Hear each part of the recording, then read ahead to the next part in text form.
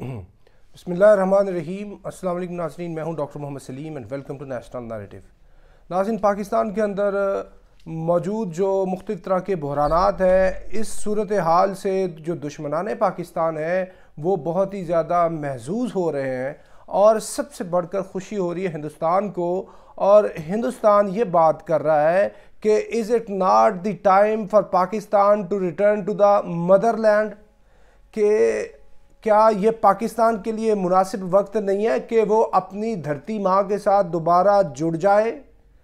کیا یہ ایسا وقت نہیں پاکستان کے اوپر آ گیا کہ پاکستان چل نہیں پا رہا؟ پاکستان کے اندر معاشی، سیاسی، سیکیورٹی اور سماجی مختلف طرح کے بحران چل رہے ہیں، اور پاکستان ایک فیلڈ سٹیٹ ہو چکا ہے، اور اس فیلیور کے نتیجے کے اندر پاکستان کو چاہیے کہ یہ جو اپنے وطن سے جدا ہوا تھا، اور یہ جو ہندوستان جو ہمارا ایک اتنا بڑا ملک تھا، اس سے یہ ٹوٹ کر علیحدہ ہو چکا تھا، کیونکہ ہندو ابھی بھی پاکستان کی تقسیم کو ویویسیکشن آف سیکرڈ مدر کا کہتے ہیں۔ تو وہ کہتے ہیں یہ جو گاؤ ماتا کا ہمارا جو وائٹل آرگن ٹوٹ کے علیحدہ ہو چکا ہے، تو اب یہ وقت آ چکا ہے، اور پاکستان کو چاہیے کہ یہ دوبارہ سے ہندوستان سے جڑ کر دوبارہ جو ایک عظیم ہندوستان تھا وہ بن جائے۔ یہ ابھی بات کر رہے ہیں ہندوستان کے لوگ کہ پاکستان کو دوبارہ ہمارے ساتھ مل جانا چاہیے۔ یہ اس کا جواب یہ کہ یہ آپ کی جو خواہشات ہیں یہ تو روز ازل سے ہی ہیں۔ پہلی بات یہ کہ یہ آپ کی ساری خواہشات اور آپ کے سارے ڈیزائنز کے خلاف جا کے یہ ملک بنا ہے، اور یہ ملک اللہ تعالیٰ کی مشیت کے تحت مارج وجود میں آیا ہے، اور نہ یہ مہاتما گاندھی چاہتے تھے یہ بنے، نہ اس ٹائم کا جو انگریز سامراج تھا وہ چاہتا تھا بنے، اور تو اور جو ہندوستان کے پہلے پرائم منسٹر تھے پنڈت جواہر لال نہرو، انہوں نے یہ کہا تھا کہ پاکستان تو 6 مہینے نہیں چل سکتا، یہ دوبارہ آئیں گے ہمارے پاس مسٹر محمد علی جناح، اور وہ یہ کہیں گے یہ پاکستان بنانے کی غلطی سے ہم باز آئے اور دوبارہ سے آپ کے ساتھ جڑتے ہیں۔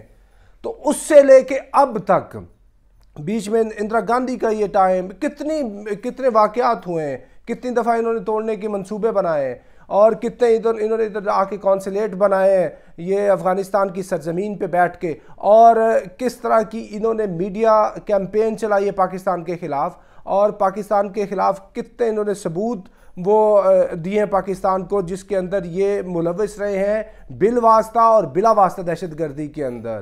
اور سب سے بڑی مثال ان کی آج بھی زندہ اور جاوید مثال ہے کلبھوشن یادیو کی شکل میں، جو ہندوستان ٹیررزم پاکستان کے اندر کراتا رہا۔ تو یعنی یہ ان کی خواہشات رہی ہیں، اور آج بھی ان کی یہ خواہش ہے۔ تو کیا ساری خواہشیں پوری ہوتی ہیں؟ ہزاروں خواہشیں ایسی کہ ہر خواہش پہ دم نکلے، بہت نکلے میرے ارماں لیکن پھر بھی کم نکلے۔ تو ہندوستان کو ہم یہ بتانا چاہتے ہیں کہ یہ آپ کی خواہش پوری نہیں ہوگی، اور دیگر صورت میں اگر خواہش پوری ہو جاتی ہے نا، تو پھر آپ اس وقت سے ڈریے کہ اگر ہم آپ کے ساتھ مل گئے تو دوبارہ سے وہ پھر ایک وقت آ سکتا ہے جس سے جو مسلمان ہندوستان تھے انہوں نے ہندوستان پہ حکمرانی کی۔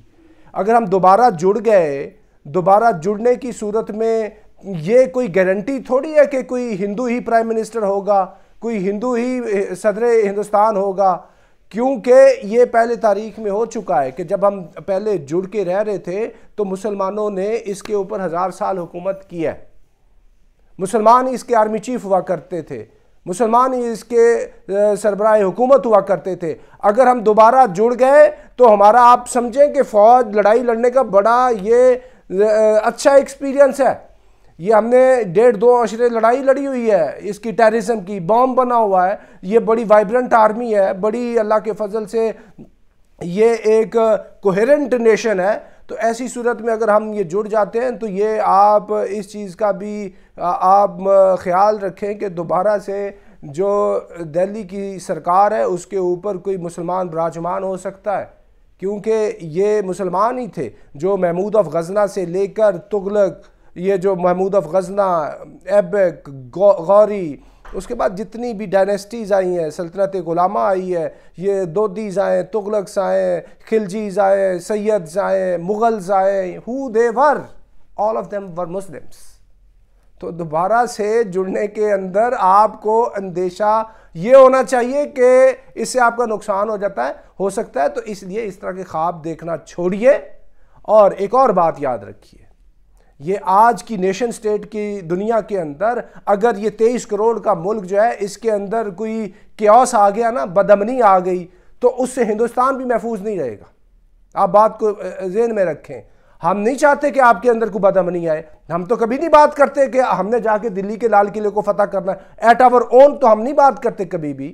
لیکن اگر آپ مجبور کریں گے ہمیں دوبارہ جوڑنے کی, تو اس جوڑ کے نتیجے کے اندر جو ایک پیداوار سامنے آئے گی وہ آپ کے خلاف بھی ہو سکتی ہے. تو لہٰذا آپ اس طرح کی جو خواہشات ہیں اس کو چھوڑیں. پاکستان ایک حقیقت ہے اور یہ قیامت تک اللہ کے فضل و کرم سے ایسے ہی قائم رہے گا. یہ ہمارے اپنے اندرونی مسائل ہیں. یہ کسی بھی ملک کے اندر مسائل ہو سکتے ہیں. تو یہ مسائل آج سے پہلے تو بہت ہی شدید مسائل تھے نا. دہشت گردی کی جنگ تھی, ملک کی اینٹ سے اینٹ بچ چکی تھی, پریزیڈنٹ سے لے کے عام بندہ بھی محفوظ نہیں تھا. ادھر اکنامک کرائسس اتنا تھا, انرجی کرائسس اتنا تھا, ان امپلائمنٹ اتنی تھی, یعنی ہر جو مسئلہ تھا اپنے بام عروج پہ تھا. تو آج اگر مسئلے ہیں تو یہ مسئلے بھی حل ہو جائیں گے جیسے پیچھے مسئلے حل ہوئے تھے. تو یہ اس طرح کی جو بات چیت کرنی ہے نا, وہ بہت ہی زیادہ ایک ناجائز بات ہے اور حقیقت سے عدم واقفیت ہے.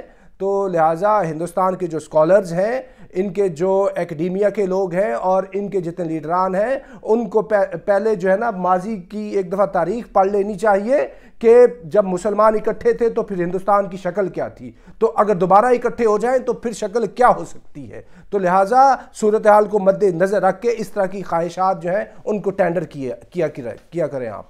ناظرین اب تک کے لیے اتنا ہی. Up till next time, thank you very much. Pakistan زندہ باد.